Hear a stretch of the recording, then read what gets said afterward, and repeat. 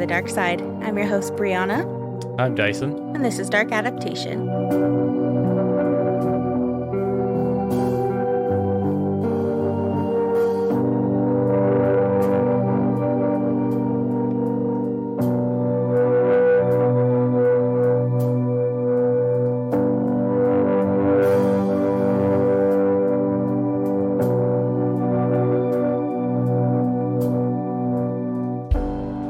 Welcome to episode 66. Thank you so much for joining us. It's Dark Adaptation. As always, I'm Brianna, and joining us is Dyson. Don't care.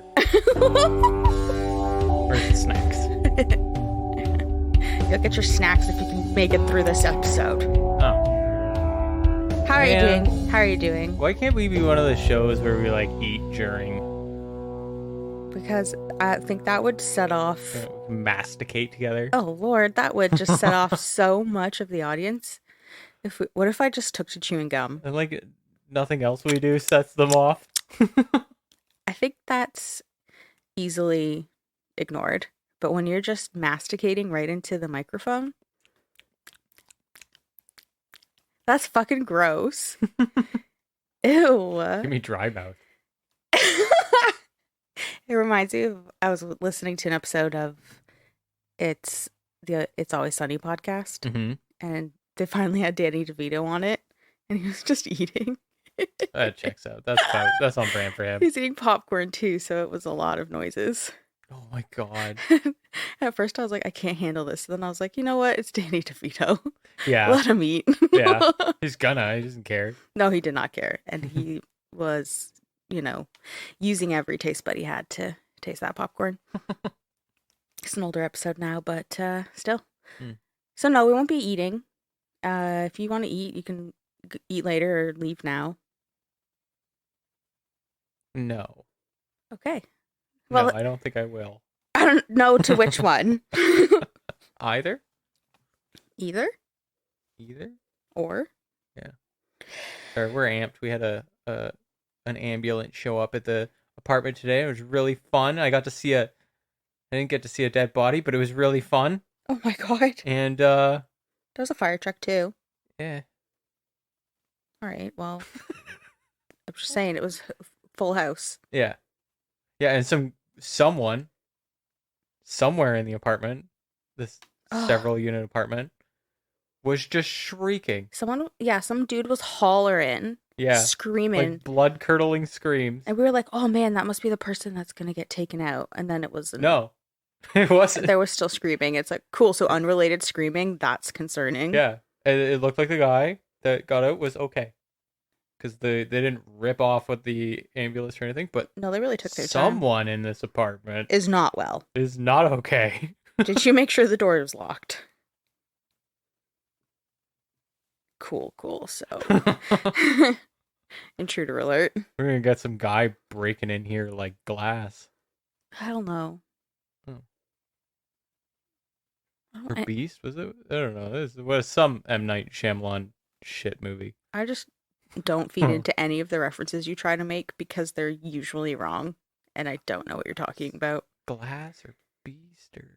Oh my god. It was called Split. Yeah. Oh god, okay. It's like a disability. Then you can't make fun of me for it. I can if I want. Can't help it. Is it right? Maybe not. Am I gonna? Definitely. You know what? You know what I'm gonna do? What? Me and the operator from that other podcast, we're gonna start our own show. It's just gonna be us talking. Which one? True Crime Kent or 911 calls with the operator? Kent. Yeah, I listened to that one more. True Crime Kent. Yeah. He and I, we could talk. We have stuff in common. We have like everything in common for some reason. You and the operator can hang out. I'll hang out with Kent Chungus because I feel like I have more in common with Kent Chungus. Yeah, all right. And you can hang out with the operator. Yeah, he'll swap coin facts. I'll swap fun facts. We'll both talk about fly fishing. And me and Ken will crack our knuckles in the corner getting ready to beat you both up. Yeah, neither of us will put each other on the spot and let awkward silence just sit in until we feel uncomfortable. We'll just keep going. Like civilized men. Hey, I'm a civilized man. I don't know about the civilized part. My calves are twice the size of yours. Why did you just roll up your sleeves? Are you flexing at me? I'm glad this is audio only, so people can't see me just getting ready to arm wrestle you. Yeah. Okay, seriously, I am going to go into this because it is this is going to be a long episode. Yeah, you also were rolling up your sleeves like you're Eileen Warnos, so. Yeah, my hair slicked back too. Yeah. It's a look. Again, happy it's audio only. Mm-hmm. All right, the story I have for you today is one of Newfoundland's longest missing person investigations.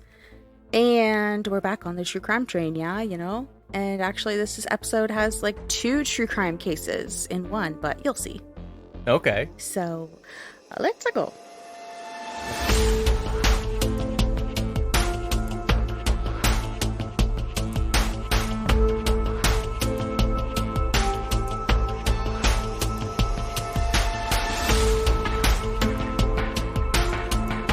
On September 2nd, 1993, the Royal Newfoundland Constabulary. I'm saying RNC for short because I'm not gonna. Constabulary? Yeah. What? They fancy out there. What's a constabulary? Like constables? Like police? Oh, I've never heard that in my life. Oh. This is oddly threatening. I'm assuming it's constable because of constabulary. My voice went really high right there. Constabulary. Sounds like the constables of a district, yeah. Yeah, it sounds like a terrarium or some shit. Constabulary. Constabulary. So. Don't you know? Eh? Don't you know by? Bye. Hey, bye. Maybe I should have grown up East Coast. I'm starting to think of it. Like, maybe I should have. Oh, yeah, eh? Yeah. Yeah. That's more like Wisconsin, eh? Okay. Either. I could go with either. We're both Canadian and I'm just so don't feel Canadian, you know, like that. Like, I don't even know how to start with like a Canadian like slang. Other than A. Send it. Send it, bud. Send it, bud. Okay, oh my god, I'm gonna start again. On September 2nd, 1993, the Royal Newfoundland Constabulary, RNC, received a call from a concerned family member. It was the mother of 30-year-old Dale Worthman, and she wanted to report her son and his 29-year-old girlfriend, Kimberley Lockyer, missing. The couple hadn't told anyone that they were leaving town or given their loved ones or friends a reason that they might be unreachable. And no one had seen them or heard from them in 5 days. So since August 27th. Okay. So people were getting worried. And it was actually Dale's employer that got a hold of his mother because Dale had failed to show up for work. So people were definitely worried. I mean, if I went missing for 5 days and you went missing with me, no one would know because I don't talk to anyone. Yeah, same. Like, my mom wouldn't be like, I think she's missing. It would take a while. Eventually, my parents would be like, he hasn't restocked the store in a while. And therefore, yeah, now I need to know. Yeah, because I'm so bad with it. I'll be like, I think I have a text message. Okay, I'll get to that in a minute. And then it'll be like 4 days. And I'm like, oops, sorry. Yeah. I don't like the social obligations. If you're my friends, you know it, and don't talk to me. Sorry, I won't talk to you. Thanks. How am I supposed to keep going with this episode? Do it yourself. Kobe! It's a bitch, you're annoying. I'm not sitting with you. So police headed over to Kimberley and Dale's basement apartment in Portugal Cove, St. Phillips, Newfoundland. Portugal Cove, St. Phillips is a long name for a place. It seems to be like 2 areas kind of in one. And it's about, depending on where you go in Portugal Cove, St. Phillips, it's like between 10 and 20 minutes outside of St. John's, which is the capital. Okay. So, and they lived more in the St. Phillips part, which is like the south part, which is only like 10 minutes outside St. John's. Okay. I couldn't find the exact address to like actually map it out, but just based on certain key locations, that's about the area, south part of St. Phillips. Mm-hmm. So when the police pulled up, they noticed the couple's Chevy Blazer parked out front. On the front seat was Dale's wallet, which contained some cash and his ID. Inside the apartment, Kimberly's purse was found, and it contained the car keys, her ID, and some more cash. The fridge was freshly stocked. There were dishes in the sink. There apparently looked like dinner had been set on the table, and bread sat in the toaster, like someone left so abruptly they didn't get a chance to see their toast pop. Wow. That's And fucking unnerving. I know. Yeah. In Maybe I their got raptured. oh, oh. In their bedroom, a couple $1,000s was found hidden under the mattress. And then at first glance, as the police are looking around, it looked like the couple quickly stepped out with every intention of returning, but they hadn't been seen in days, and they'd need necessities like their car, their IDs, all of this cash if they planned to be gone for a while. And the scene appeared that the couple had vanished into thin air, as there was no sign of a struggle. Yeah, that's so weird. I was gonna say, like, I know that people hide money under their mattress. Yeah, and Like, it's don't, guys. 1993. If you're gonna, yeah, okay. So I'm gonna assume people aren't really doing that anymore. But if you do want to do that, you don't put it under the mattress. It's cliched. You know, If you do want to do it, don't. Yeah, find it, put it in the ceiling, put it in a couch cushion somewhere. But anyway, I was gonna say, like, so they had access to like a bunch of cash should they want to abandon their wallets, but even that stayed in the apartment or in the place. So yeah, and I did read in an old newspaper article that Dale's mother, her name is Beryl, she said that they didn't have a bank account, they didn't have passports, and they did not have credit cards. So right off the bat, it's like if you need anything, then it would be all of that cash. yeah, Which is why they had all of that cash in the apartment. It's because they didn't have bank accounts or credit cards or anything. the bank account's wild to me. I understand, like, I don't want to do a credit card. Yeah. Some people are like that. And I don't have a passport just because 9/11 happened after, like, after, Man, this like, I episode already is did my unhinged. traveling. Anyway. This episode Well, you is used to wild. be able to go to the States and stuff without a passport before 9/11. I went to the States with my friend Kristen. What's up? When I was, I'm sure she's listening. When I was in like 7th grade and I didn't have a passport, it's a note. I'm serious. Just a note. I just had a note. I went with her grandparents. Wow. That's fortunate you got through. Yeah, so that would have been like 2006 or 7. Mm-hmm. Yeah. But now you need like everything. You need to fucking prove everything. But anyway, yeah. Well, I'm just saying your 9/11 argument doesn't hold up. It does. That was like a rule. I didn't have a passport. It was early days. It's early days. They literally went into New York State. Yeah, but like now you do need a passport. Okay. Yeah. Anyway, so they didn't have a passport. Mm-hmm. They didn't have credit cards. They didn't have bank account. The fact that they're just missing completely, not telling anyone, no cash, ID, car is so weird. Mm-hmm. So the police began their investigation by interviewing family, friends, neighbors, taxi companies, airlines, anyone who might have seen the couple in the past 5 days. They also spoke with Kimberly's employer. She worked at the restaurant at the Airport Inn. I was trying to look up to see if the Airport Inn is still around and what that is, and it doesn't seem like it's around. I don't know if it's torn down or if it changed names, but I just wanted to see. Mm-hmm. Can't find it, so that's where she worked, at the restaurant in that inn, and the police learned that she failed to pick up her last paycheck. Uh-oh. So again, weird. The police learned Dale was associated with a motorcycle gang in Nova Scotia a couple years before he vanished, but they found no connection between the bikers and the disappearance. They were kind of leaning on the angle of, like, is this an organized crime hit or a drug deal gone bad, something like that. But they couldn't link any present day tie to the bikers. Present day is in 1993. Right, yeah. Because that's where we are right now. Yeah. So unfortunately, no one had any leads or idea where Kimberly and Dale could be, and everyone questioned was adamant that they didn't have any enemies, they weren't in any trouble, and it was just mind-boggling because it actually looked like they vanished into thin air. Mm-hmm. On September 15th, 1993, so that's almost 3 weeks after the couple was reported missing, the police went to the public. Tips started to trickle in. They were followed up on. Some of these tips led to searches of specific areas, but ultimately they were all dead ends again. There was just no sign or word from Dale and Kimberley.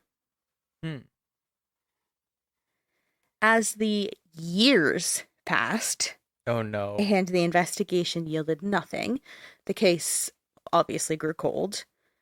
Little updates were given to the public by the police, and I think that's just because they had nothing, because every lead was dead. Mm-hmm. A significant one did come in 2003, so I believe this was on the 10-year anniversary of them being missing. And the police said that the apartment actually showed no signs of a struggle, but did appear to be, quote, tampered with. The police said that they had a, quote, strong belief that it was staged, end quote. What the fuck? Yeah, so they've just had so much time to sit with the little evidence that they have. And I guess as more investigators have been handling the case, which I believe at one point there was 20 investigators on this case, sitting with those photos, looking at the scene, it all seemed just too weird to them. Like, it looked like an effort was made to make it seem like they just vanished into thin air by, like, putting the toast in the toaster and setting the dinner on the table and stuff like that.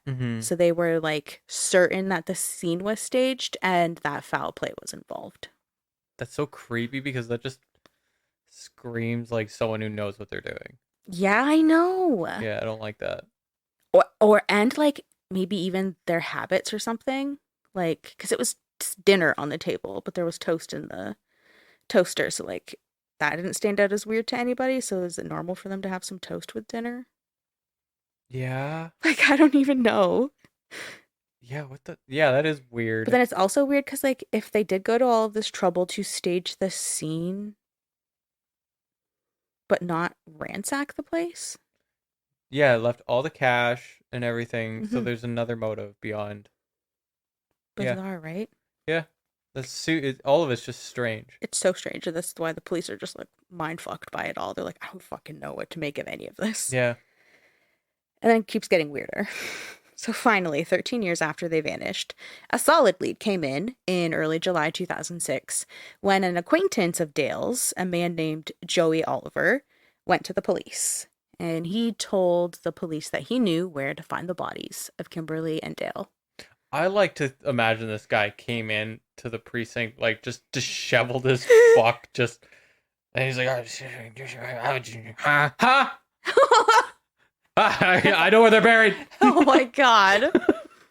Wow, I can picture it, actually. Yeah, I don't know why. I was just vivid about that one.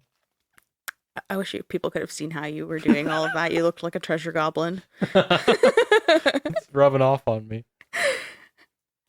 Every time I play Diablo and I'm just screaming, treasure! I said a treasure goblin! You drop everything, though, to see if I'll get it. Yeah, I want to be there for you. You know? You missed one. Yeah, I was so mad I yelled so loud. Yeah. Okay, on July 13th, 2006, Operation Recovery was initiated. You don't have any? Okay.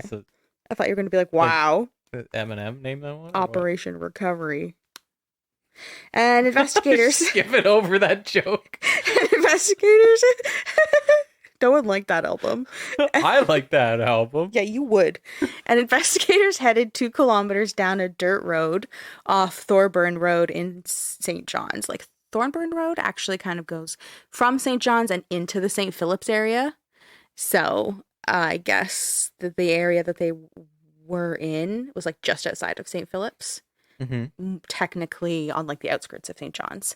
And so they go down Thorburn Road into this small clearing surrounded by rough terrain.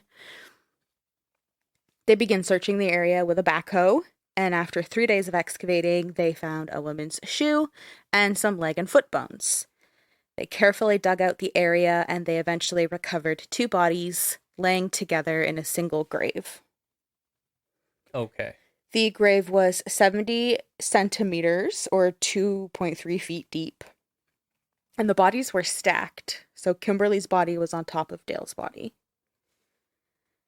Kimberly had a thin gold chain around her neck, a gold ring on the middle finger of her right hand, and a ring with a green stone on her ring finger. Dale was wearing a t-shirt, a blue-green denim jacket, and had a pack of cigarettes and a pager on him. Kimberly's body was removed on July 26th and Dale's on July 27th. So it took 10 and 11 days, respectively, to excavate them. Because they had to like do it like archaeological style? Yes. And I have it somewhere later in here, but basically... They were really lazy? No, it was to be very careful and cautious. Obviously, they found 2 bodies. They want to make sure they don't compromise anything. They have to... Okay, yeah. I like, we know now that they were Kimberly and Dale, but at the time, they have to make sure they preserve everything to properly identify them. And like, if it's like layers of dirt after all these years, like a layer may have like that level of ground and evidence.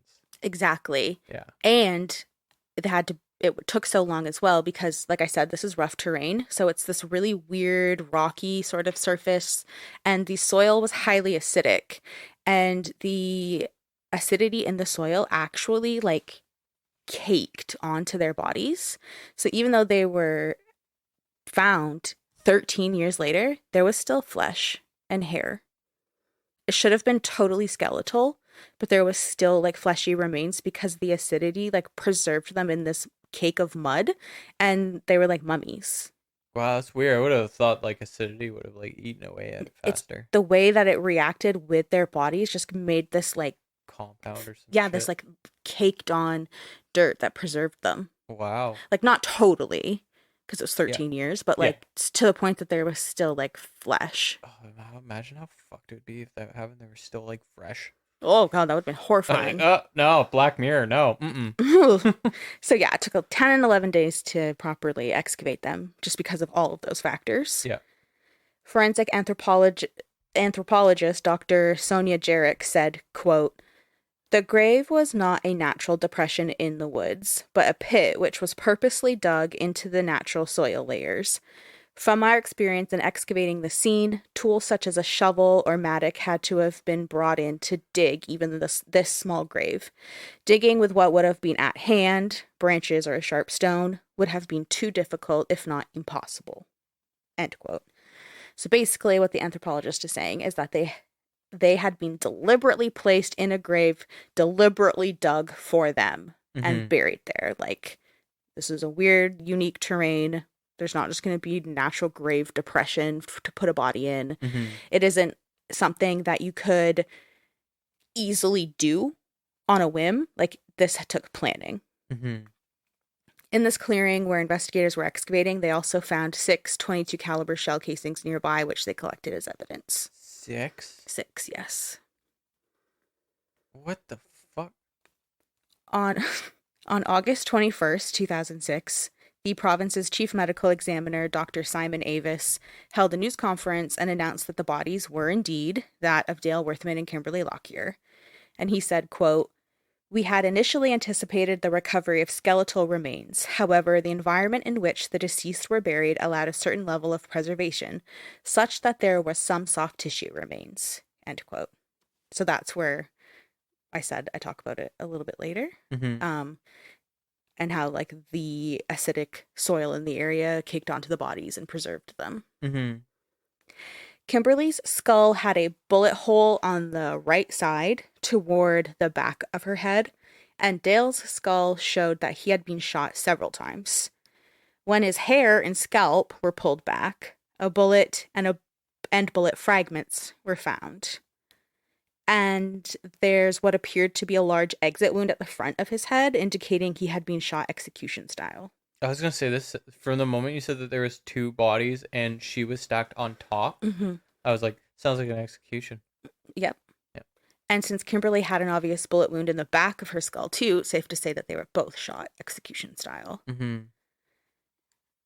On January 12th, 2007, which is 6 months after he led them to Kimberly and Dale's body, Joey Oliver did a taped interview with the RNC in St. John's, where he confessed to his involvement in their murders and detailed his version of the events. Oliver told the police that the day before the shootings, he and a man named Shannon Murren went to the site where the bodies would eventually be recovered. He said Murren told him to bring Dale back to this site the next day. Oliver told the police he went to the apartment to pick up Dale, but said he didn't expect Kimberly to join. When asked by investigators why he took her with them, Oliver said, quote, "What was I going to do? Tell her to stay? She was his girlfriend. He said, come on. What was I supposed to do?" End quote. Sounds like a fucking weasel. Oliver drove the couple to the site, saying he assumed Shannon was just going to beat the shit out of Dale at most, but instead, quote, "Murren shot him right off the bat. I can't get the image out of my mind. Then he pointed the gun towards me, and I said to him, 'What the fuck?' And he said, 'Just get the fuck out of here. Go up and wait for me half the way up.'" End quote. What the fuck? Oliver said he saw Dale get shot, but not Kimberly, and said that Shannon told him that Shannon shot her 4 times. Oliver said he and Shannon went back to the site the next day to clean up anything that might have had blood on it. He claimed he didn't see where the couple was buried or if they were in a single grave or separate ones. Okay. Your face. God, I'm just trying to put together he shot her several times. Yeah. Whereas I thought Dale was the one who got. Yeah, Dale's Clip. skull showed that it had been shot several times. Yeah. But, I mean, yeah, so many questions. Yeah. Especially when it's like, I didn't see where they were buried and if it was a single grave or not. And it's like, this is a small clearing. Wouldn't you see there was a burial site, like fresh soil? Yeah. And also, you went there the day before, and I bet that's when they dug the grave. Because the anthropologists, the investigators, everyone is saying, like, this had a premeditated aspect to it. It's not just, like, on the whim that you dig a grave. Mm-hmm. Like, they probably dug it the day before. Yeah. Plus, even if they didn't, like, you're saying that Murren shot 2 people and you had no idea, and then risked, like, just leaving the bodies out there while he dug a grave that would have taken some time. Yeah. Like, it just is so bizarre. Mm-hmm. It just stinks. It does stink. Oliver also told officers that he had to come forward because he was racked with guilt and he couldn't live with it anymore, but he was very adamant that he had no idea that they were going to be murdered, let alone why they were murdered. So he just was stewing with this guilt for 13 years, and he just couldn't do it. He couldn't take it anymore. Even though he took it for 13 years. Yes. But he's like, but it was all this guy named Shannon Murren, and him and Shannon Murren aren't like strangers. Like, they used to be friends, and they even had like a little, I don't know if it was a side business or what, but Joey Oliver is a mechanic and Shannon Murren is like a professional painter. So they had like this side hustle, whatever, of restoring old cars and stuff. Okay. So like they were friends at one point. So I don't know. He's just like, Shannon Murren fucking did it and I got dragged into it, but I didn't do anything wrong other than bring Dale there and Kimberly because I didn't know that she was going to want to come. And the police are like, okay. And he's like, but I didn't do it. I'm adamant. I did not murder them. I don't even know why they would be murdered. I just thought that for whatever reason, I still don't know, Dale was going to just get the shit kicked out of him. So, despite his denials, the police charged him with 2 counts of second-degree murder. And he initially took this news calmly, but it was more because he was, like, just in total shock. Mm-hmm. I haven't seen the actual video of this interrogation. It was videoed. I've only seen, like, stills from it. And Joey Oliver full out thought that he was just going to leave this interview and go about his life. Like, the footage shows him getting dressed to leave. Like, it's January, right? So he's like putting his hat and his coat on, and he's like ready to just be like, well, fellas, see ya. Bye-bye. And so you can just see that he's like, oh shit, like I'm being charged. Well, fucking yeah, you're at best accessory to murder. Yeah, you're an You'd just be like, accomplice. oh, well, thanks for being honest with us. Yeah, like you literally confessed to being an accomplice to murdering 2 people, buddy. Of course you're going to be charged. Yeah. But you can just see that he's like, oh, well, shit. Ironically, if he came forward initially, his time would have been up if he was telling the truth. He actually probably would have served like, what, fucking 7 years and he'd be out. For 2nd degree? Who knows? Yeah. 15. As the days progressed and Joey Oliver had his day in court to be officially charged, his lawyer told the media that he was still shocked by the turn of events, but now he was, quote, surprised by the charges and has a number of questions which he wants me to put to the Crown in due course with respect to this matter, end quote. He's still like, what the fuck, man? This is bullshit. I can't believe I'm being charged with this. Sorry, just hearing him say with respect to this matter. With respect to this matter. Like, yeah. Oh, yes, that sounds like you want me to answer this email right away. Yeah.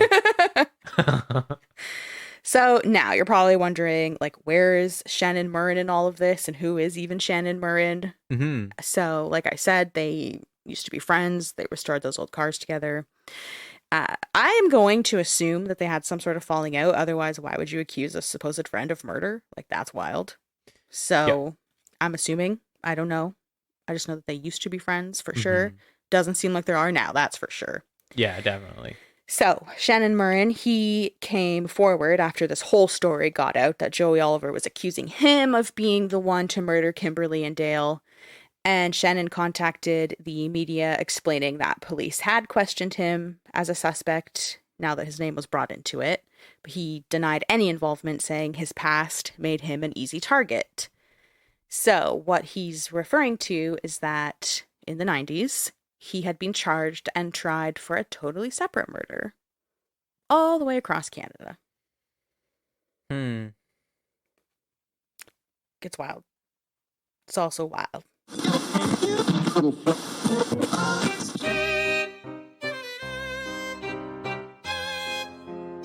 Do you like horror movies?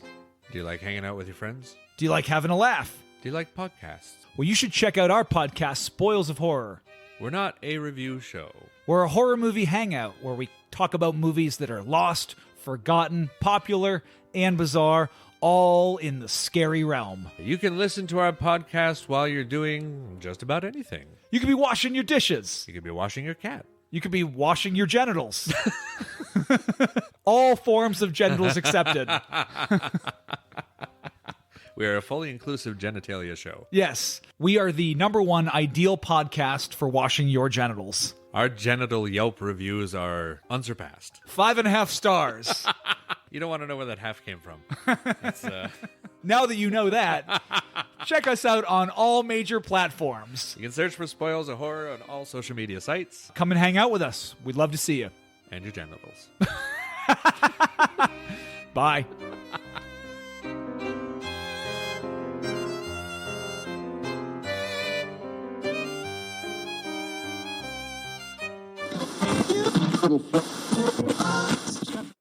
All right, so this What totally... fuck was that?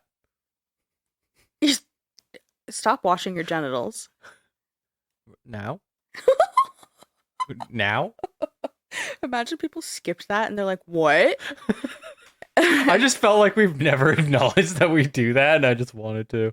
Well, it's Spoils of Horror. It's one of my favorite podcasts, and Steven and Leo are great. It's not a horror review show. It's just hanging out with your buddies, watching a movie that is maybe questionable, but usually fairly good, especially if you like horror movies, any kind of horror movies. Yeah. And it's funny. Every time I listen to Spoils of Horror, I cackle like a psychopath. Mm-hmm. And they're also smart. And they have really good insight into films. My only criticism is, like, I'd appreciate it if they stopped transmitting into our broadcasts. I told them that it's fine to do every once in a while. I can't believe you've done this. Well, I'm the host.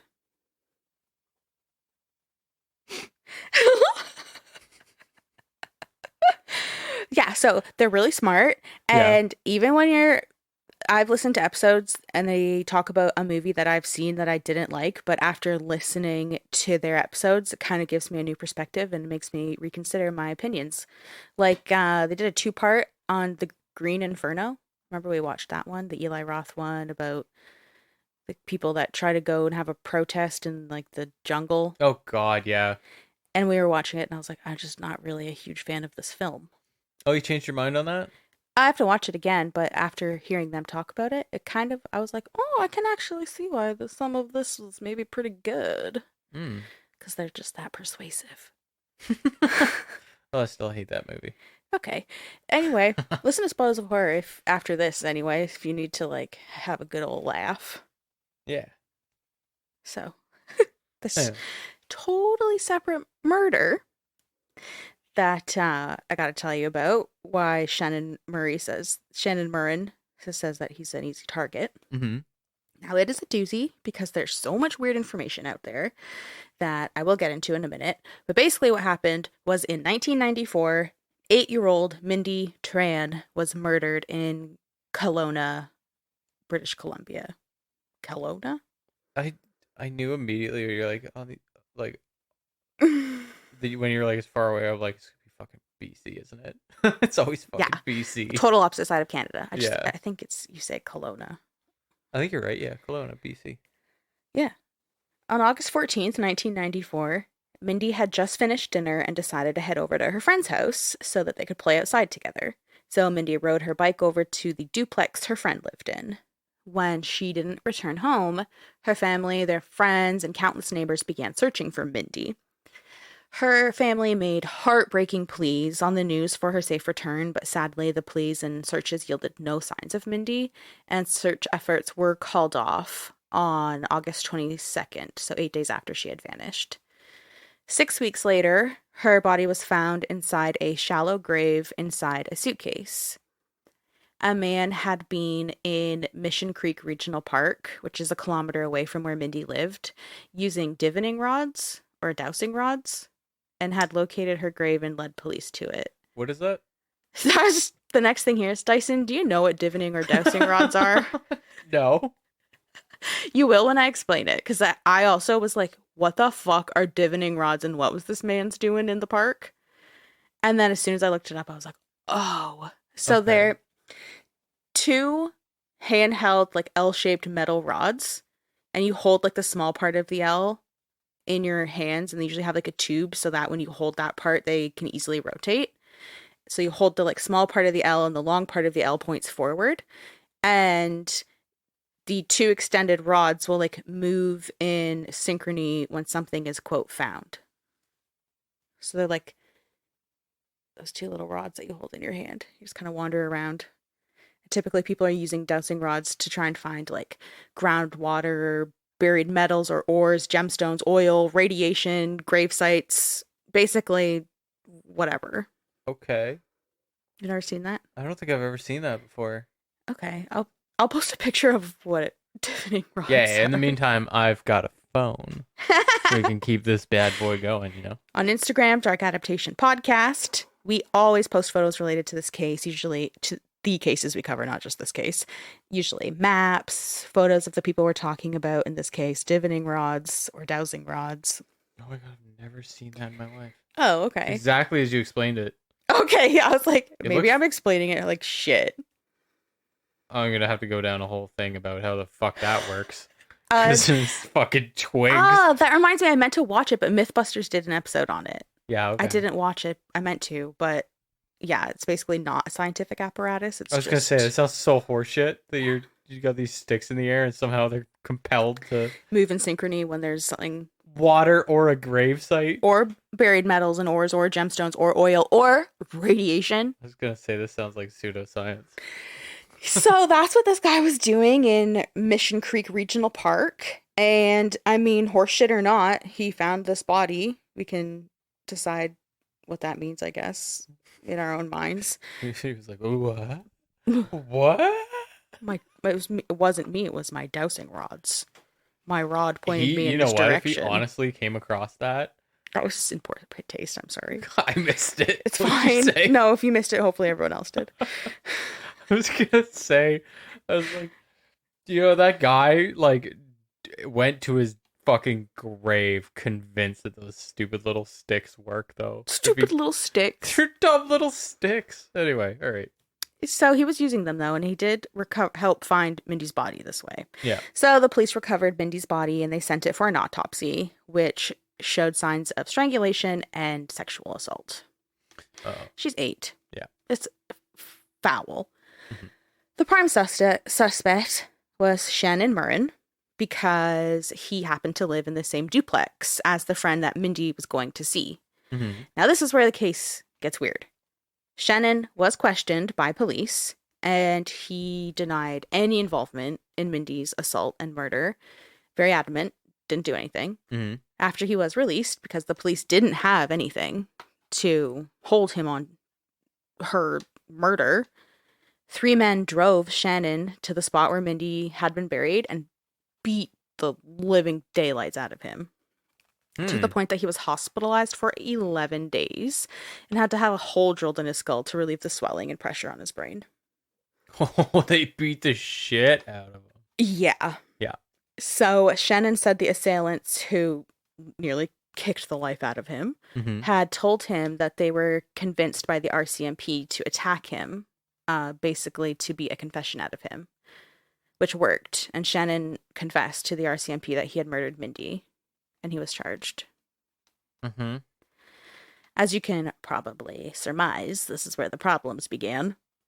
Yep. Shannon Murren stood trial, but it was a mess. Prosecutors alleged that Shannon killed Mindy in his apartment, then took her body to the park where he buried it. But there was no crime scene anywhere at the duplex. There was no blood. There was no sign of a struggle. There was no trace of a cleanup. Then there was the prosecution's star witness, Oh, no. who was a jailhouse informant that said Shannon had confessed to him. That's not even the worst part. This informant had 107 convictions, one of which was perjury, and he was paid $4,500 for his testimony. Oh, huh? Yeah. Sorry. It's just stupid as shit. It is crazy. What the fuck? Like, I was gonna say, like, I don't believe the RCMP got 3 guys to go beat him up, but after pulling these dumb stunts, it makes me think, well... That's how I felt. I was like, well, these guys are probably just vigilantes who think that a child rapist and murderer is getting away with it. Yeah. So it's easy to say, like, the RCMP sent us. Yeah, I mean, like, I don't know. There seems to be some sort of undercurrent But, of, yeah. like, yeah, I don't know. So, Something stinks. Something stinks again. It's stinking in here. Yeah, and it's not just that informant. Oh my god, 107 convictions, one of which is perjury, and you're paid $4,500 in $4,500 is like and in today's solid dollars, money. that's $8,000. Yeah.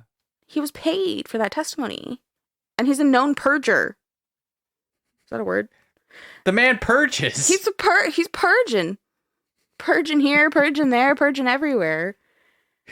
After a 7-month trial, he was found not guilty. Shannon Murren was found not guilty and acquitted of all charges against him. Days after the acquittal, Shannon started dating a juror from his trial, a woman named Kathy McDonald. And Kathy claims that they fell in love during the trial and they moved out of the province. Well, that's a fucking problem. Oh, yeah, more problems. What? How does that happen? I don't know. Apparently, they just fell in love. They never knew each other beforehand. They didn't talk during the trial because you're not allowed. You can't talk. And they just eye fucked the whole time, I guess. That's what I pictured. And then they moved out of the province together. That's how he ended up in... No, was it Newfoundland? I think he actually went to Alberta for a bit. That Anyway, also checks out. they moved out of BC for sure. And they kind of did some interviews, and Kathy like cries about how isolated they are and how no one approves of their relationship, and it's just the weirdest fucking story. It's the weirdest thing ever. I'm just imagining like a skit at this point where like he shows up first day of trial and she's like, they're like eye fucking, and then the next day of trial she's wearing like a close crop top thing or something, and he's wearing tighter pants. And like as they progress, the pants get tighter. And and the blouse gets lower or And some people are shit. texting like, "Oh my god, have you seen Shannon's pants? Yes. They are so tight." So stupid. Is that 2 dice in his pocket? What If the fuck? if you know, you know. Yeah. Oh my god, I'm gonna die. All right. So Shannon Murren filed a lawsuit against the lead investigator, the RCMP investigator, Gary Tidsbury. The federal government and the 3 men who beat him were Patrick Dunn, Robert Holmes, and Ken McDonald. Those are the guys that beat him nearly to death. Mm-hmm. So the federal government and the RCMP settled the suit 1 week before it went to trial, with Shannon receiving an undisclosed, quote, substantial sum of money. If it's undisclosed, I don't know how you know it's substantial, but okay. They actually just like settled it. Yeah, the federal government and the RCMP were like, fuck that, we're not going to trial. Sorry for literally saying you're a child rapist and murderer. Here's an undisclosed amount of money. Oh. Yeah. What the fuck? So an internal investigation was conducted to see how and why the investigation was so poorly handled. The investigation revealed the RCMP put pressure on witnesses to Shannon's alibi that night, the night that Mindy was murdered. The RCMP put pressure on them to change their stories, causing Shannon's friends to change their stories to say that Shannon was there an hour earlier than he actually was. Okay. So I could see that happening. yeah, so they're like, no, say he was there earlier than he was so we can put him at the scene of the crime later. Yeah, you know how they always pull that stupid shit where they're like, you sure? Like, we have people You saying sure that he about was that? there an hour earlier. Are you lying to us? Mhm. You wouldn't lie to us, would you, Billy? It's Billy. I'm going to go with His Billy. friends Billy and Joel. Nope, that was an accident. Yeah. Billy Joel.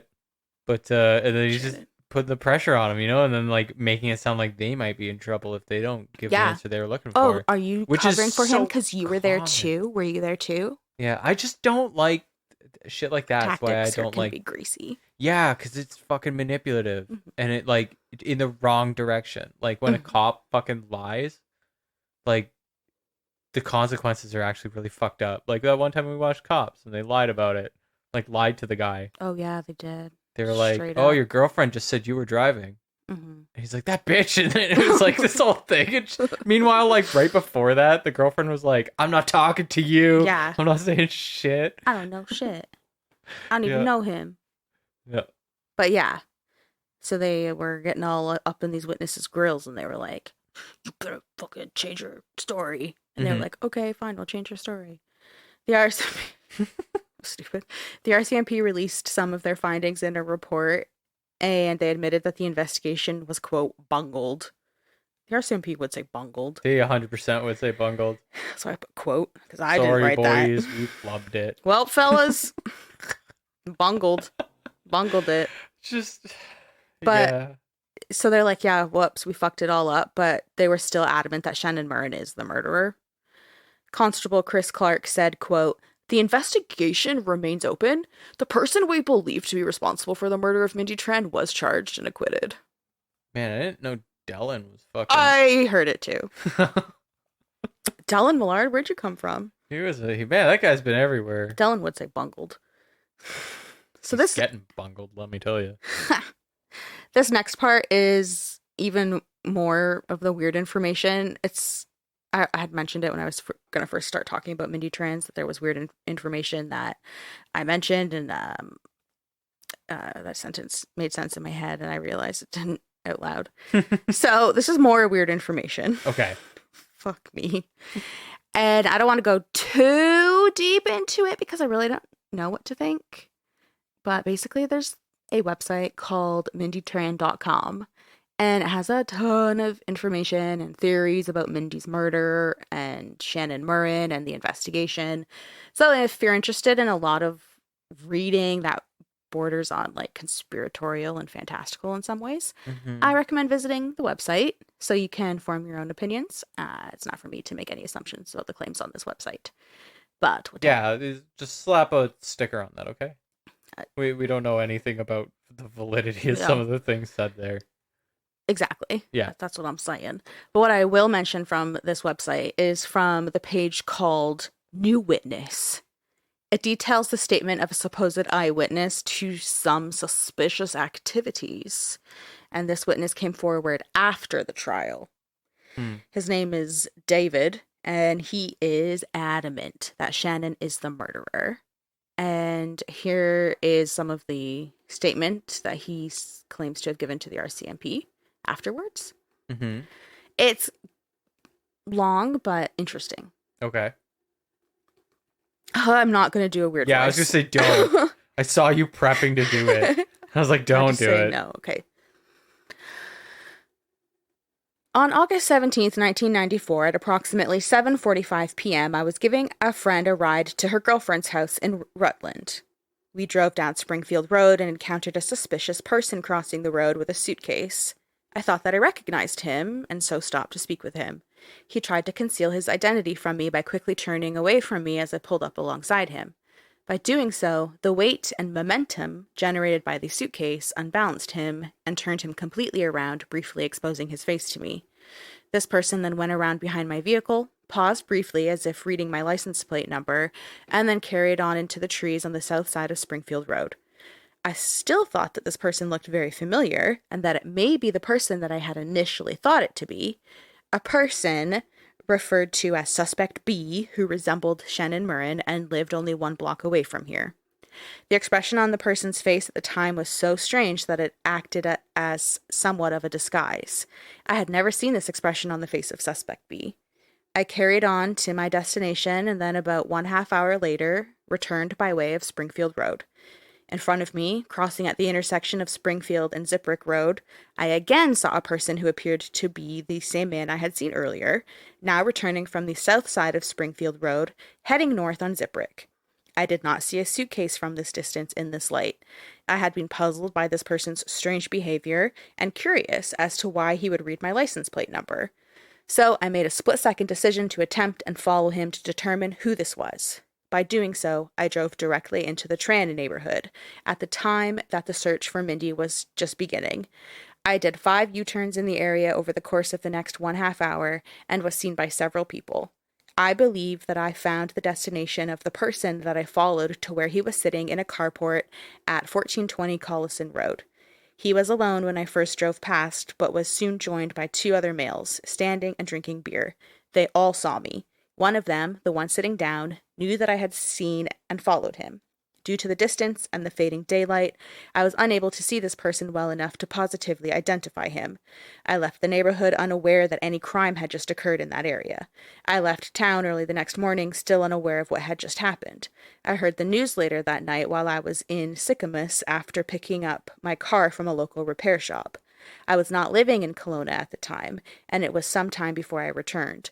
I saw a brief news story on the television concerning a suspicious vehicle which seemed to resemble mine.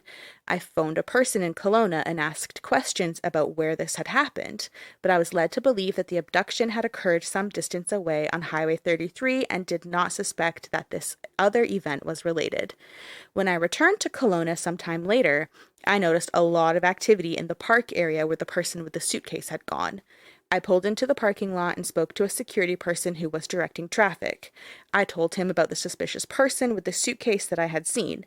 He assured me that a very thorough grid search was taking place in the park just then, and that if there was anything to be found, that it would be found. I was driving a gray Ford van at the time that I spoke to this person. I heard that nothing had been found. I completely moved away from the Kelowna area shortly after this and heard very little about the case. I had been left with the impression that the police were sure that a white van was involved and did not even hear anything about a person with a suitcase being a suspect on the news. The 2 men that were drinking beer in the carport at 1420 Collison Road can identify the other person who was sitting towards the rear of the carport. I believe that he is the one who took the suitcase into the park that evening and was the person that I followed as he returned to his residence. To this residence. I am asking who these people were and if it was Shannon Murren seen at this residence on that night, why he was never identified to the police by the others. End quote. Okay. So, interesting, Mm-hmm. especially because we know Mindy was found buried in that area Mhm. in a suitcase. Mhm. And this dude is adamant that he saw someone, suspect B, who looks very much like Shannon Murren, going in there with a suitcase. Yeah. Now, the statement goes on to say that he, David, didn't come forward with this information before trial because his life had been threatened by armed and masked assailants during a home invasion at his brother's house where he was staying at the time. And he believes that they were the same people that were with Shannon Murren on the night he followed him to his van. So all those dudes drinking beer. Because they all saw him in the van, so they knew he could identify Shannon as the suspect in Mindy's murder, and they attacked him to silence him. And he said they knew where to attack him because the van he was driving that night was now up for sale on the front lawn of his property, so they put two and two together. And he also claims the RCMP won't allow him to give his statement and won't return his calls or anything like that, so he's certain it's a cover-up because Shannon is a, quote, known RCMP informant, and they wouldn't want him going down for murder and becoming disgruntled and potentially spilling the beans on whatever RCMP business he was involved in. So basically, investigation was mishandled on purpose. There were also other claims on this website that Shannon Murren was a serial rapist in British Columbia, which I do admit he closely resembles the composite sketch of the serial rapist, but I also feel like a lot of men from the 80s match this sketch, and he was able to get away with it because he was an RCMP informant and therefore protected. So you can read the entire statement and much more for yourselves on mindytran.com. And the main reason that I bring up this statement is because it seems really convincing at first. Yeah. Talking about a man with a suitcase that looks like Shannon Murren and all of that, but then it just goes on and gets super conspiratorial. And so you could, as a defense lawyer or something, you could, as a defense lawyer. I'm a lawyer. I am not a lawyer, but what I could say is, like, if I was, I would blow holes in that so fast. Yes. Like, I saw someone who I thought looked like on the side of the road. But it had an expression to make him almost look unrecognizable. Yeah, it's a weird expression after this disguise. And then when I saw such and such on in the carport, the sun was in my eye. I couldn't see him. I couldn't positively identify him. There was a home invasion, and I'm traumatized enough to move away, and all of it. You could just blow holes in that all day, and then he starts going into the known informant. Oh, I know. Which, like. Okay, and that he's also the serial rapist. Yeah, and I mean, like, anyone's part of me is going, like, in... I mean, would I believe that the RCMP has informants and that they would mishandle shit on informants? Of course they do. Sure, I'm on the fence about the Nova Scotia shooting. Is it Nova Scotia? I always fuck this up. I always want to say PEI. Oh, Gabriel, whatever. Yeah, it was Nova Scotia. A fly on your head. A fly? Yeah. Is it still there? No, I think you got it. Where the hell did that come from? I don't know. What the heck? Where was that? Oh, get out of here! There you go, listeners. You can listen to that one on real time. It almost went in my eye. Oh. Fuck you, motherfucker. Where's my fly swatter? I'll go get it. I got it. I think it was Nova Scotia, though, wasn't it? Yeah. Yeah, and like that one has an undercurrent of why they didn't respond appropriately. The RCMP wasn't responding appropriately. It was the accusation. But it wasn't a cover-up. And, like... No, mishandled. But, like, you know... Did you get it? No, I don't think so. Oh, okay. But, like, this one's just straight up conspiratorial. Like, he... Like, I don't believe for a second that the RCMP would be like, oh, one of our informants raped and murdered an 8-year-old child. We better throw all the stops to make sure that he doesn't get arrested. Yes. And, like, convicted. Like, yeah. There's a lot of leeway for the RCMP to be like, where they don't have to talk about the fact that he's an informant. And there's a lot of leeway for a judge to acknowledge that there's no reason to bring that into the case at all. If it's even true. So, yeah, if it were true, which I doubt.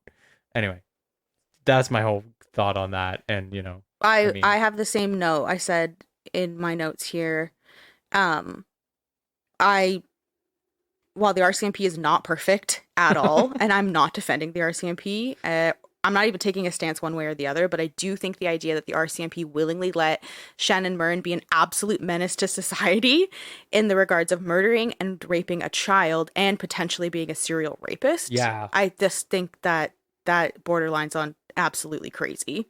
Yeah. And there's just problems in this whole witness statement alone. Like, you're admitting that you're kind of a freak. Like, you did 5 U-turns in the area where a missing child was. Yeah, I was gonna say, like, what? Well, on this like website where it seems like they're, I'm not gonna say whether they're. I haven't seen the site, but like, I if mean, they are MindyTran.com, good, check it out. It's a wild place. if they're good with having some conspiratorial posts, like, I better, if I go see that, I better see a conspiratorial post about that guy actually being potentially the one who killed her and the serial rapist. I don't think so. I don't think the it's real, website but- is very much Shannon did it. Oh, okay. That's Well, you know what? There's one for an alternative website who wants to. Yeah, and it's like, I don't know who runs MindyTran.com. The guy who accused Shannon of being the person is actually the killer.com. Sorry, .ca. David Ambrose is his name. I'm not saying that out loud because I don't want to get sued. No, plus who even knows if that is his real name? It could just be whatever. I don't know who runs MindyTran.com. Like, if it's her family or something, I feel really bad. I don't. But I'm just I know saying, what we can call the website. AmberAlert.com. Yeah, that's not taken. But yeah, if it is like Mindy's family in any way, like, I do feel bad for saying that it's like totally fantastical and conspiratorial. I'm gonna feel like a piece of shit if I find out that's their website. I don't know if it is though, but I'm Yeah. just saying it's very much one-sided. It gets a little crazy in some ways, and that's my opinion. That's why I'm saying check it out for yourself. Yeah. The second reason that I bring up that whole statement from David is that he goes on to mention that there was one of the reasons that he didn't initially come forward with this information and waited until after the trial is because he was certain that DNA evidence was at the scene and would confirm that Shannon was guilty. So apparently there was DNA recovered from the scene or from Mindy herself. I'm not sure, but it somehow was washed away by the RCMP. I don't know. So, also, third reason why this is mentioned is because it's an inevitable part of the research.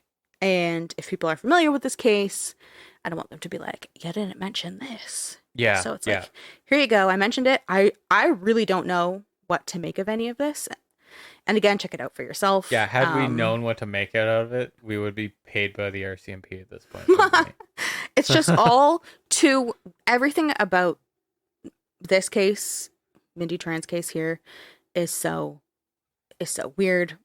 Well, it's frustrating whenever there's a case where the RCMP fucks it. And they they fucked it. this. There's no denying that they fucked this case up. Yeah, and the reality is, like, the RCMP after the fact saying, well, we're adamant, we're still absolutely convinced that he did it, means dick all to me, because your chance to prove that failed miserably. You fucked it. Yeah. Like, so coming out and saying that afterwards is, like, just stupid. It's just fucking asinine. Yeah, it's also like kind of seems like a cop out for you to be like, this case is now unsolved. It's completely cold, but we feel like we did have the guy, but he was acquitted, and you can't try him again. Yeah, they wanted to spin the, like, he slipped through our fingers on a technicality narrative rather than we failed to convict someone because we fucked our investigation and now we don't know. Like, the reality is right now, the person who did this is lost to history. Sorry about all the trauma that fucking caused, but, like, we fucked it. And to her family too, who, if the RCMP is saying that Shannon Murren did it, then her family's probably like, well, Shannon Murren did it. Yeah, absolutely. So I would it's be the just same way. so messy and crazy. And yeah, it's obvious the RCMP fucked it. They even said they did. Whatever you want to make of MindyTran.com is up to you. I just think it gets a little crazy in some parts.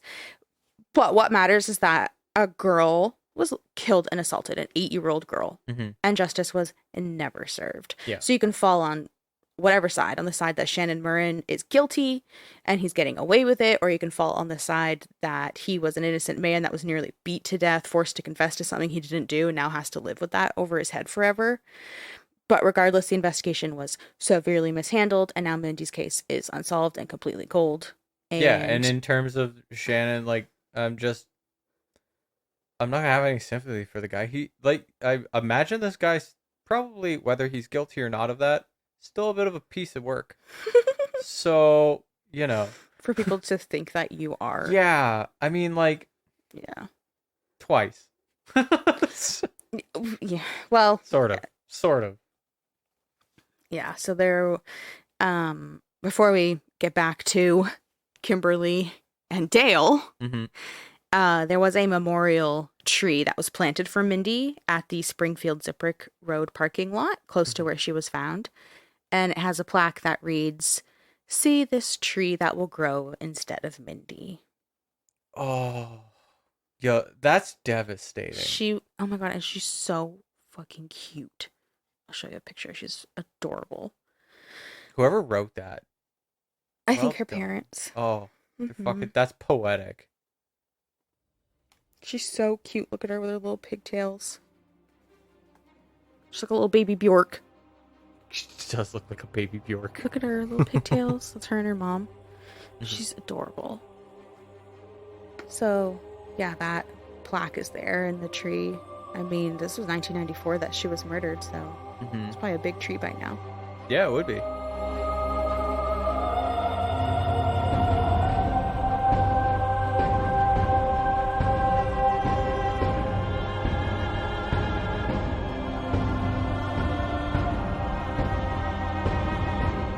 And that was the detour we had to take to explain why Shannon Murren told reporters he was an easy target for Joey Oliver, to say that he was the actual murderer.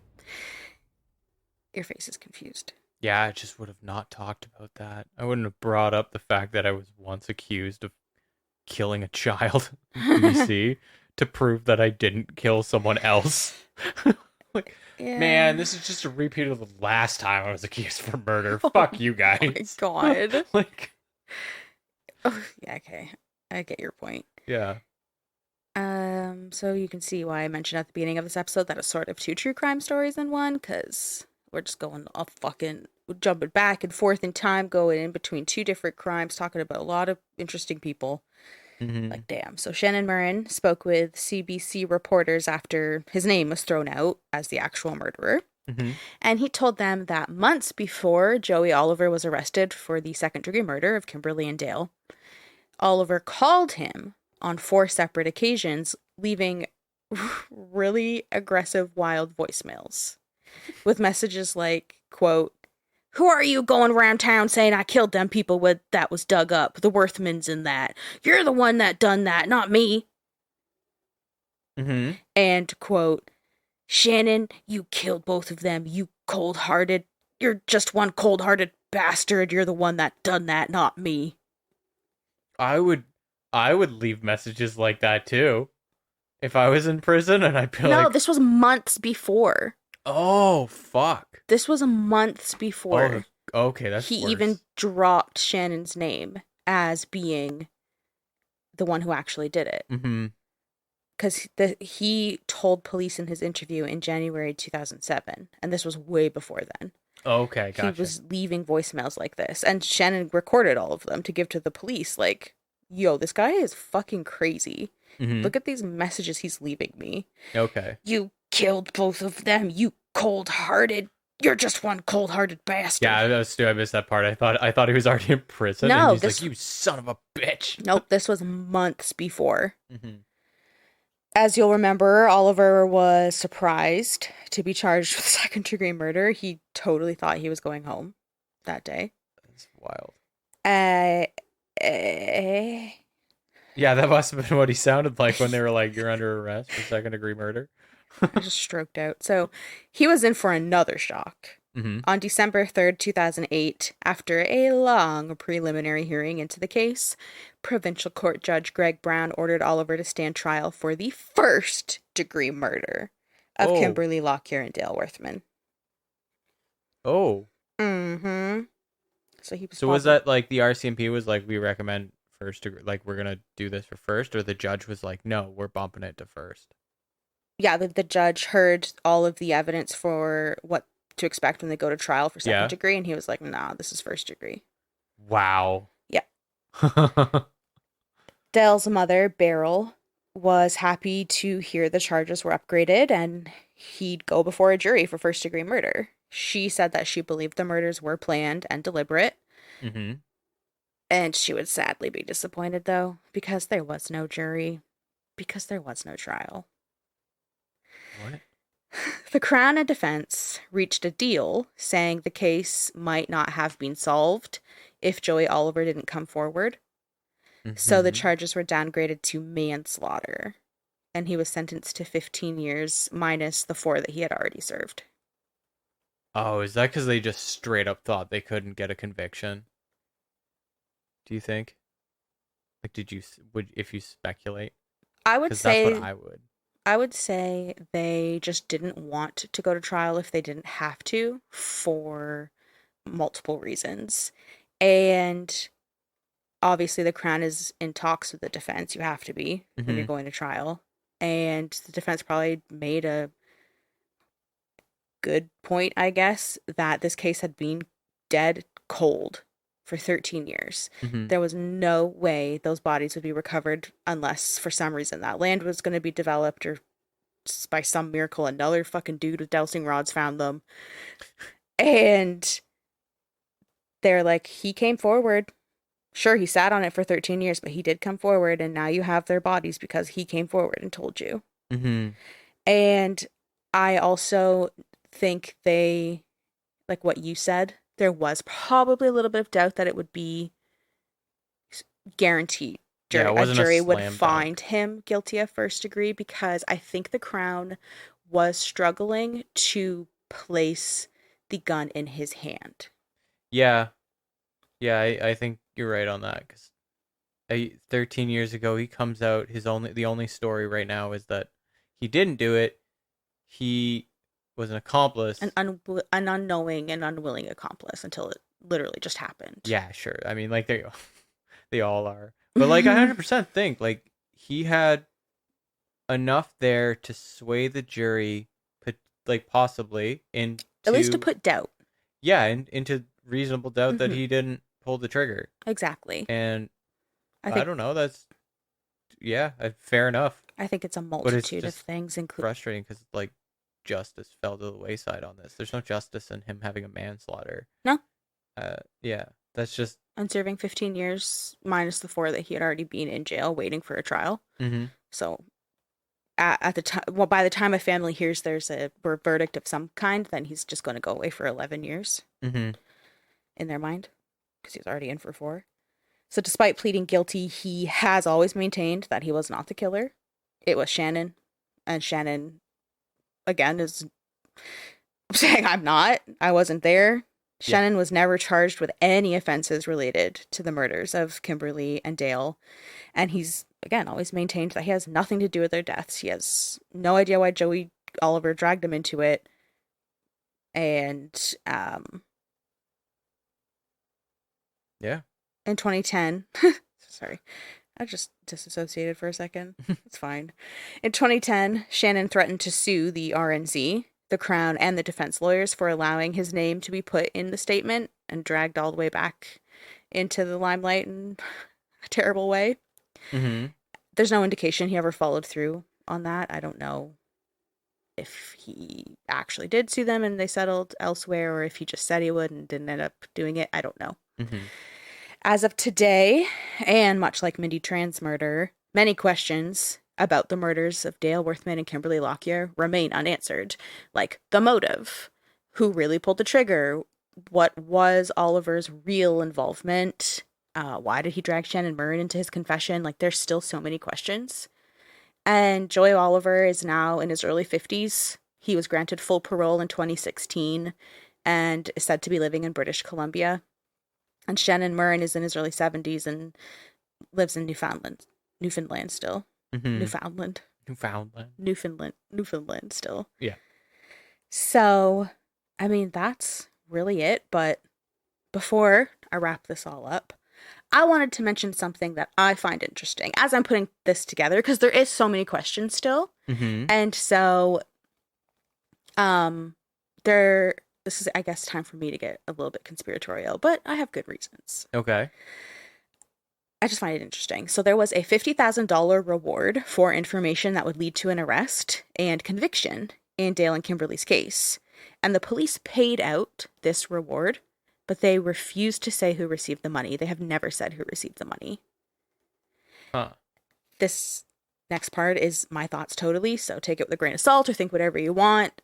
But I'm curious if Joey or his family got the money, if there's some sort of loophole there where he was still entitled to the reward money because he did lead people to the bodies. I had the same thought. Maybe it's true that Shannon Murren has nothing to do with it, and it's true that he was an easy target.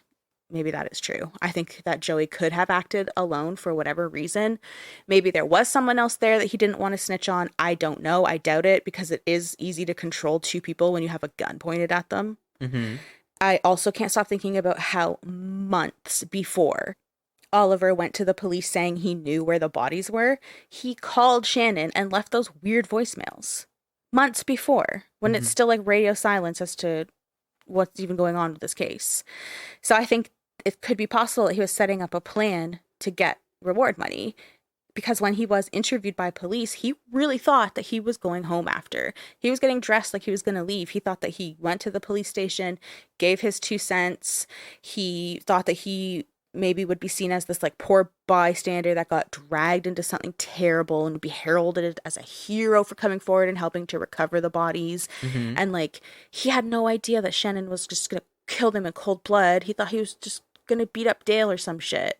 And like, I don't know, that's just where my mind goes, because I just think this whole case is so weird, and I find it so fascinating and so strange at the same time. And the $50,000 reward was paid out, but you refused to say to who?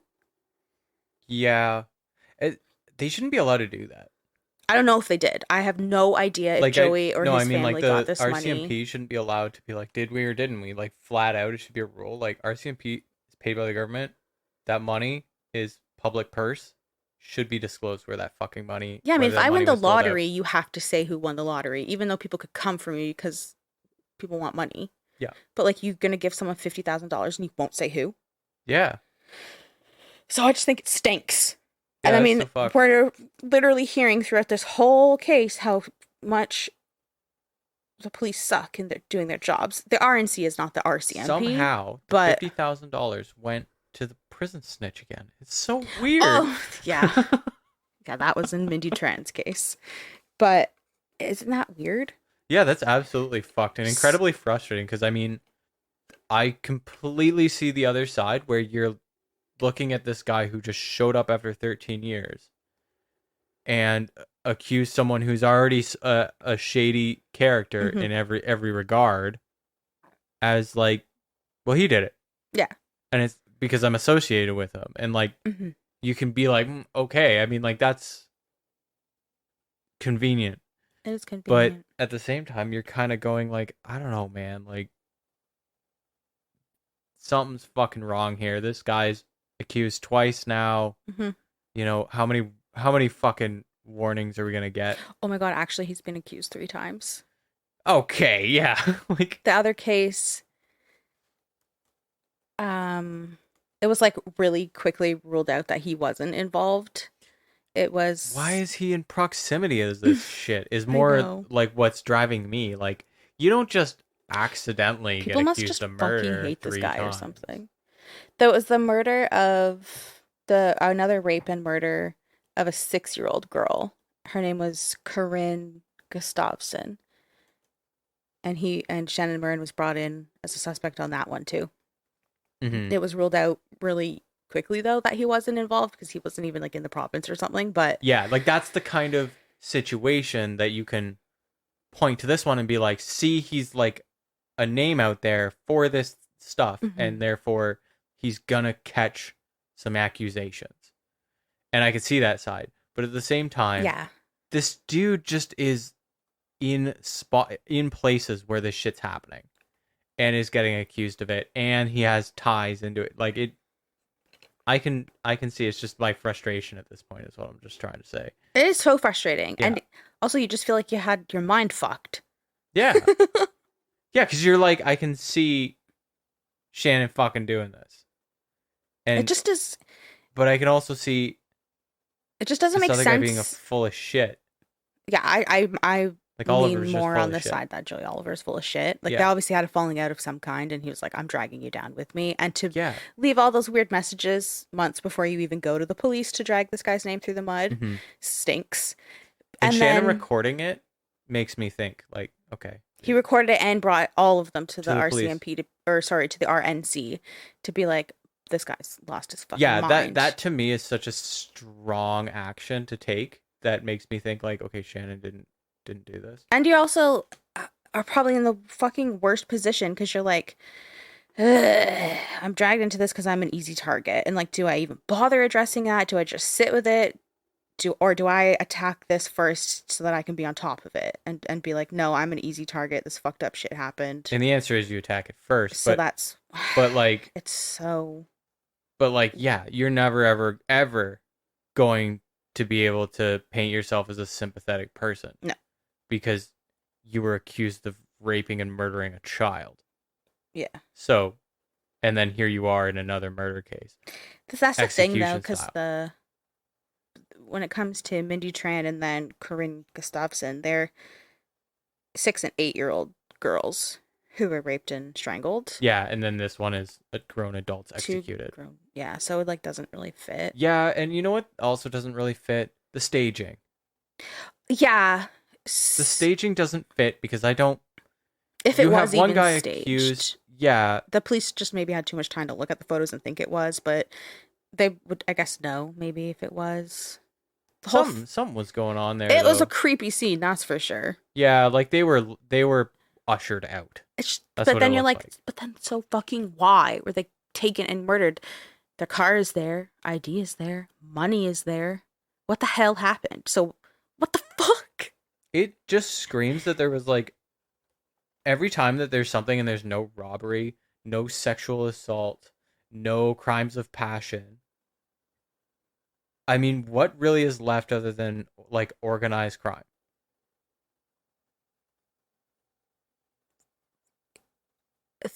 Thrill. Yeah. It was a mission. Yeah, well, you know what? The truck was still in the driveway, so I know. Yeah. Yeah. I don't know if Kimberley Lockyer was assaulted or not, though. I didn't read that if she was or wasn't, or but you maybe wouldn't- maybe whoever did it went there to try and attack Kimberly. Maybe they wanted to assault her in some way and didn't know Dale would be there. it's just I don't know. it's all wrong for the scenario though. It's so like that would have been like sending he a would have been dropped in the message. house. Yeah, it's for like sending sure. a message, like trying to trick the police by staging a scene.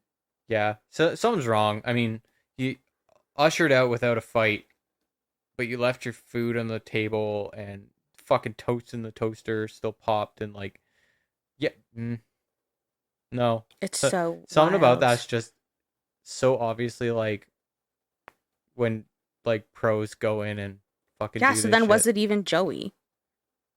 Yeah. Like, if, like, maybe not. Maybe he just had a gripe with Shannon and thought he could get the last laugh, but it Yeah, I just flipped don't- on him. Yeah, just all of it's wrong. I It's have, just not like, right. this is the case where I really am like, if Joey or his family didn't get that reward money, then where the hell did it go? Why won't they say who got the reward money? Was this just an elaborate plan for Joey to try and get $50,000 and then it backfired and now he went to jail, to Mhm. prison for manslaughter Yep. when he was just trying to throw shade at an old friend or something? Like, Mm. and it was actually maybe those bikers he was associated with, maybe some sort of organized crime, drug debt, drug deal. And those people are laughing in the wind because some guy with a grudge actually did 15 years time for manslaughter. Yep.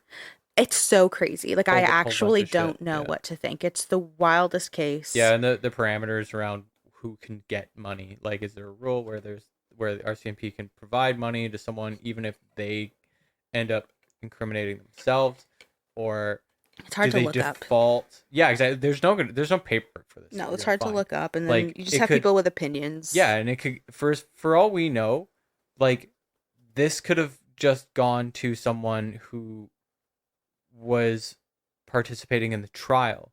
There was a trial. No trial. Yeah, right. Or maybe it just was not paid out. It was actually just like dissolved in some way, and they didn't want to say that. Like, who the fuck knows? Yeah, it could have been dissolved. My brain just hurts, man. Yeah, there's really just no answer, and our government and our RCMP are going to be opaque as shit. It was for that. RNC. It wasn't RCMP. RNC. I know, it's confusing. I know. RCMP was Mindy Tran's case Yeah. in British Columbia. RNC is Newfoundland with Kimberley and Dale. Right. Yeah. The Royal Newfoundland Constabulary. I'm never gonna remember that, but yeah, that's what I mean. Like, it could be absorbed, and then technicality on the book says it was doled out. Like, God knows what. yeah, we don't. Does your head hurt yet? Yeah, I'm just absolutely mind fucked on this. What about you, listener? What do you think? Do you agree? Don't care. With Look, bitch, this episode was so long, I'm so confused. I stopped listening for like 5 minutes and lost everything. That statement you read, yawn. There you go. That is the murder of Kimberley Lockyer, Dale Worthman, and sweet little Mindy Tran, 8 years old, unsolved. Sweet little baby Bjork. Yep. She looks like a baby Bjork. It's She does so look cute. a lot like a baby Bjork. It's Yeah. fucking cute. So I'm interested to know what you think, listener. I want to know. Do you agree with anything I said? Do you think Dyson's right? Yeah. Am You think I I'm right? right? Are we wrong? Are we just fucking out of our goddamn gourd? Was the website the beacon in the dark this whole time, Maybe. and we just shat on it? I didn't that it? shit on it. I just shat on it. Okay, well, maybe we did in so many ways. But all I'm saying is the website just gets a little fucking fire and brimstone in some ways. Yeah. And that just means the person's very passionate, I Mhm. guess. MindyTran.com. Check it out for yourself. You'll see what I mean. And fucking like rate us in 5 stars or something. Yeah. If you like the show, Fucking share it with a friend, man. Be like, they're all right. I'll still listen. It's something to put on. Yeah. Road trip. mm-hmm. Working. Mm-hmm. Follow us on Not if you're Instagram. working at the RCN though. RNC. RNC. Especially not if you're working at the Republican National Convention. That'd be weird. Good Lord. No, yes, do it. Yes, do it. Absolutely do it. Put us on the loudspeaker. Loudspeaker. Just hook us up to everyone's Bluetooth. Just infiltrate the Bluetooths. Yeah, airdrop us in airports. Follow us on Instagram, Dark Adaptation Podcast, to see photos related to this case. I'll put up a little map of some sort, some photos. You can see cute little baby Bjork. Yeah. And we got sources and more information on our website, darkadaptationpodcast.ca. Mhm. That's also where you can buy us a coffee. Just a little donation. Helps the show, helps us. Mm-hmm. We got merch still. It's our patches. They're beautiful. Mhm. Sold a few. They people love them. Jesus Christ, how are you underselling it? People do love them. They They're do love them. creative. Yes, they're actually very nice. They're attached to literally anything. I have Yeah. one on a weird materialed purse. I have Iron one on my on, jean stitch up. jacket. Yep. There's instructions on the website on how to fucking iron it on. So just do it. So aggressive because I'm so fucking sweaty. Yeah. Thank you for listening and tuning in. And I love you. And I love you, Dyson. Oh, I love you too. And just come back next week, okay? I don't know what we're going to do. It's going to be fun, though. And we'll catch you on the dark side. See ya, chumps.